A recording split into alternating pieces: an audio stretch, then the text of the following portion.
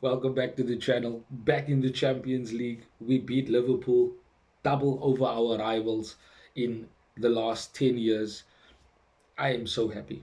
I took a couple days to soak it all in, and I was kind of expecting that Michael Carrick would be given the job permanently by now, but there are reports that I'll speak about in the video itself. But we won 3-2, and it was a deserving win, especially with the way we started the game. And yes, we made mistakes to let Liverpool back in the game, but that happens. We're not the perfect article just yet. We're not a team that is dominating games from beginning to end just yet. But it was really, really, really good to get another win over Liverpool this season.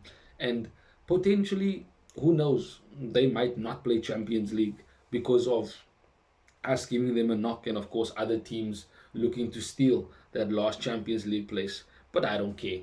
I don't care about Arne Slots crying about Benjamin Sesko's goal being a handball when, I mean, come on, they've gotten so many decisions throughout the season that shouldn't have been given, but it was given because they are Liverpool. So he can cry more for all I care. But let's talk about the game in its detail. So that first 15 to 20 minutes, outstanding. The way we pressurized Liverpool, chance after chance, and we certainly got our just rewards. Went into a quick two-goal lead and looked quite comfortable at that, and almost made it 3-0 with Bruno just having his shot go past the post. But in itself, it was good to have that comfortable lead because we then decided to sit back, play a bit on the counter because Liverpool had everything to play for, and we already were in a very good winning position. And I certainly was impressed by the way we applied ourselves and managed the game in that first half. But you could see that Sesko himself wasn't his best, especially after that moment of Konate pushing him into the advertisement boards, and that in itself probably should have been a foul and a yellow card, potentially a red. But again, it's Liverpool. These things they get away with, and they do it in front of the eyes of the ref. So nothing surprising there. And then when that second half started, Carrick made a change. He brought on Ahmad because Sesko was struggling from an injury that happened before the game, but he was able to play. So we have to see if he's going to be fit for the next game. But Ahmad came on and didn't look his best. And the first mistake from where we let Liverpool back into the game came from his bad pass that Szoboszlai picked up on the halfway line and dribbled all the way past our defense and scored, making it 2-1. And at that moment, you do think that Liverpool get a bit of confidence.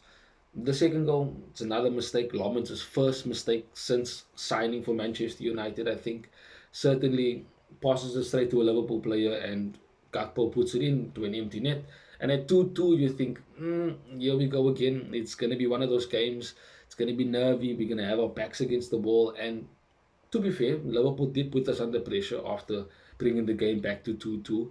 But we defended well. We managed to keep them at bay, and Onslaught brought on Rio Ngamoa, who was a bit of a problem, but again, we dealt well enough with what he was bringing.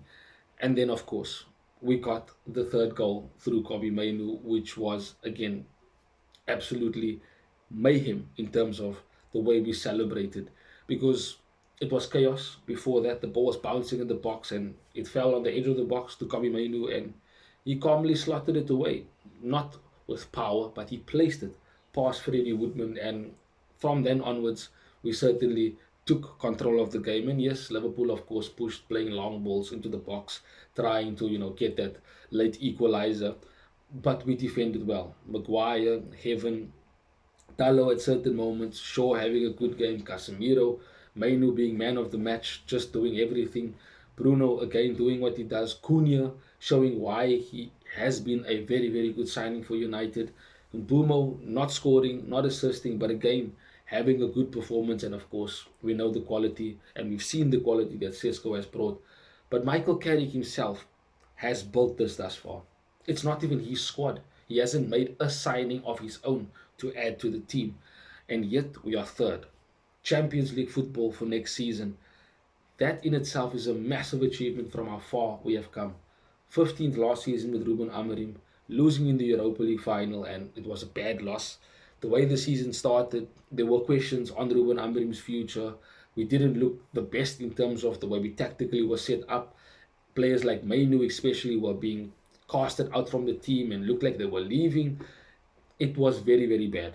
And then Michael Carrick came in, steadied the ship, changed the vibe within the club in itself. And now all the players play for him. They want to play for him. All of the fans, like myself, want Carrick to be given the job. So if the fans and the players are in alignment, it just comes down to Jason Wilcox, Omar Barada, Sir Jim, Christopher Vivel, the guys at the top making the decision and making him the permanent United manager.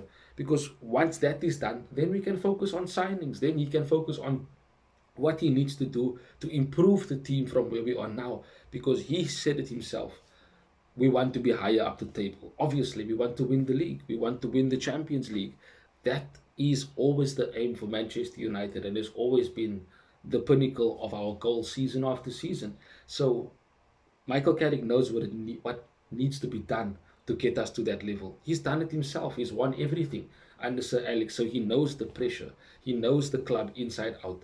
He knows the players from his first stint here when he was under under Ole, sorry, and Jose Mourinho, and now with himself being in charge, you can see the change in the players and the team spirit. I do think that Michael Carrick should be given the job permanently. There's nothing more that he can do. There isn't anything in terms of his tactics because he's tactically flexible. He picks a team and he works his tactics according to the game state, according to the opposition, according to the opposing manager. He's not static, and it is quite similar to how Sir Alex worked as a manager. You could never predict what he was going to do tactically, whether it be with players that he started, players that he brought on from the bench, or in terms of how he set the team up tactically. So this is a very good thing for Michael Carrick to have tactical flexibility, which again, if you do remember my previous videos, it's something that Ruben Amorim never really had and was very stubborn about sticking to his 3-4-3, 3-4-2-1. But Michael Carrick seems to be doing all the right things. And I'm not saying he's perfect, no, but he can do better. Look how far he has brought this team.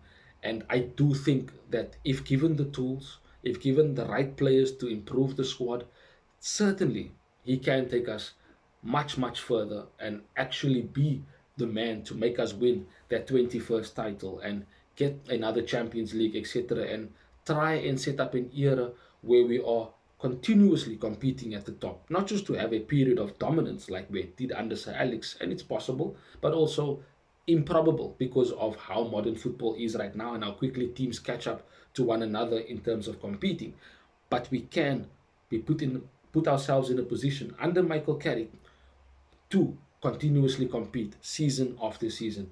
But I'm happy Champions League football has returned to Manchester United, and of course, that's where we belong. And we've done it against our biggest rivals. So I'm happy and I'm going to enjoy this. 3 games left in the season. Let's see how Carrick decides to set us up. Let's see the mentality of the team. Let's see if he plays a couple youngsters just to see how far they are and if they can be part of the squad for next season. That is already exciting in itself. But you let me know in the comment section what you think of Michael Carrick and what he has done thus far and your thoughts on the win against Liverpool. Have a wonderful day further till we see each other again in the next one. Bye-bye, Red Devils. Thanks for watching. If you want more content on Manchester United, like, share and subscribe.